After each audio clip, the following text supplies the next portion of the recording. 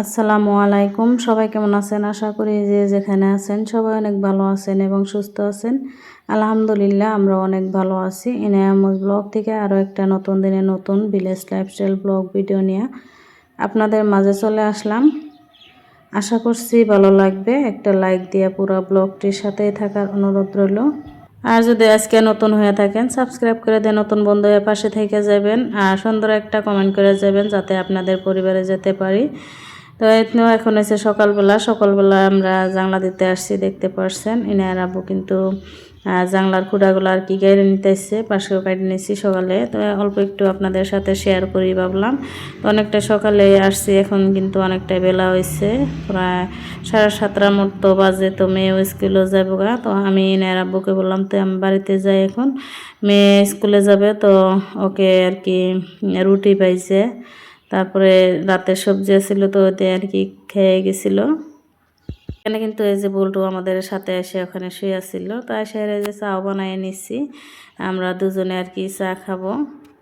আর ইনাই এই যে খাওয়া দাওয়ার পরে কিন্তু ব্রাশ করে নিতেছে, ওর কিন্তু খাওয়া হয়ে গেছে, সদাই খাইছে। তো এখানে যে জিলাপি আনছিল এটা হচ্ছে মাসকালাইয়ের জিলাপি, আর হচ্ছে ভুজিয়া, বিস্কুট, মুড়ি এসব দিয়ে আর কি চা খেয়ে নিয়েছিলাম। তারপর রান্নাও করে নিচ্ছি। তো যারা যারা এই পর্যন্ত ভিডিওটির সাথে আছেন প্লিজ একটা লাইক দিয়ে পুরো ভিডিওটির সাথেই থাকবেন। আর যারা আজকে নতুন আবারও বলছি চ্যানেলটি সাবস্ক্রাইব করে দিবেন। তো আসলেতে আমার অনেক প্রিয় আপুরা আছে, সুন্দর সুন্দর কমেন্ট করে, অনেক ভালো লাগে আর আপুদের কমেন্ট পড়ে। তো কমেন্টটা পড়লে আর কি আরও আমার আসলেতে ভিডিও বানানোর আরও একটা উৎসাহ পাই আপুদের কমেন্ট পড়ে। তারপরে যে খাওয়া দাওয়া করে ইনাকে নিয়ে স্কুলে আসছিলাম, দেখতে পারছেন ইনা এখানে লেখে লেখে আর কি আম্মুর কাছে জমা দিতেছে। স্কুল থেকে এসে আর কি সমস্ত কাজ করে নিব সংসারের। এই তো দেখতে পারছেন আমি এখানে শোকেসের উপরগুলো আর কি মুছে নিতেছি। তো কি কি করি দেখতে থাকেন। সম্পর্ক রক্তের বাঁধনে নয় অনুভূতির বাঁধনে তৈরি হয়, আর যেখানে অনুভূতির বাঁধন থাকে সেখানে কিন্তু পর আপন হয়। আর যেখানে দেখবেন যে অনুভূতির বাঁধন থাকে না সেখানে আপন পর হয়ে যায়। তো এই তো ইউটিউব একটা এমন এক জায়গা যেখানে পরও কিন্তু আমাদের কিন্তু রক্তর কোনো সম্পর্ক নাই, রক্তর বাঁধন নাই, তবুও কিন্তু আপন মনে হয় আমার যে তো ইউটিউব ফ্যামিলি আছে আর কি। যারা যারা যে আপুরা আমার ভিডিও দেখে তাদের মনে হয় যে আমার নিজের মানুষ, এরকমই মনে হয়। তাদের কমেন্ট পড়ে কিন্তু অনেকটাই ভালো লাগে, মনের মধ্যে আলাদা একটা শান্তি। আর এত পরিশ্রম করতেছি তবুও কিন্তু কষ্টটা মনে হয় না যখন কমেন্টগুলো পড়ি, আপুদের সুন্দর সুন্দর কমেন্ট পড়ি। তো এভাবে সবাই পাশে থাকবেন আর অনেক অনেক ভালোবাসা দিবেন। তো আপনাদের পাশেও আছি আমি। তো সুন্দর একটা কমেন্ট করে যাবেন যাতে আপনাদের পরিবারে যেতে পারি। আর এভাবে সুন্দর সুন্দর কমেন্ট করবেন আর একটা লাইক দিয়ে দিবেন। আর আপুরা তো জানেনই, তো অনেক আপুরাই কিন্তু লাইক দিয়ে এই ভিডিও দেখে, আবার কিছু সময় দেখা যায় যে ভুলেও যায়। তো কমেন্টের থেকে লাইকের সংখ্যা কিন্তু কমই থাকে।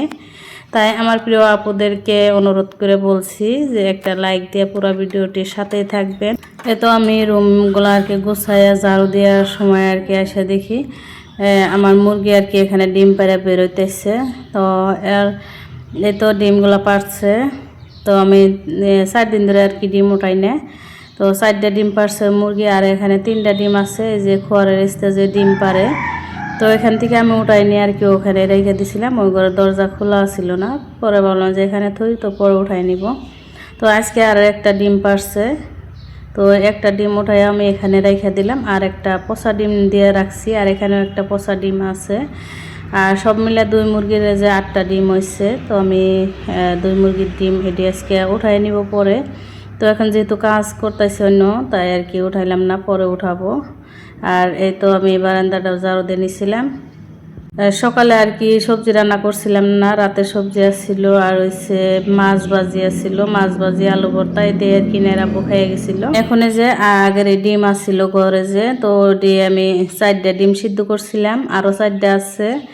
তো এনে একটা খেয়ে নিছে, আর 3টা এখন রান্না করে নিব আলু আর বেগুন দিয়া।